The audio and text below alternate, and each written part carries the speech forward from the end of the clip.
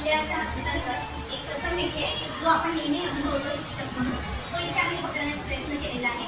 मधल्या सुट्टीचा प्रसंग.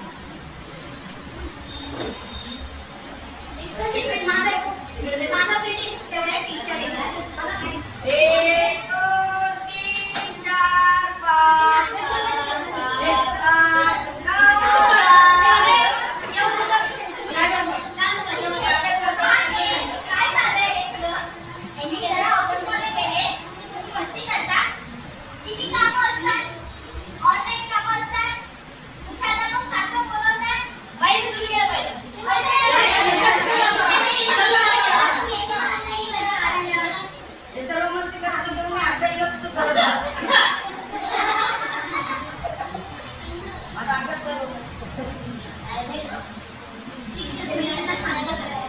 आणि त्याच्यानंतर त्यांच्याकडून एक अशी ऍक्टिव्हिटी करून घेतात की जेणेकरून मुलांना स्वतःला कळेल की आपण रागावर कसं कंट्रोल करायचं.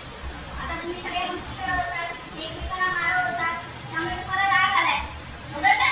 एकमेकांना का मारत होता?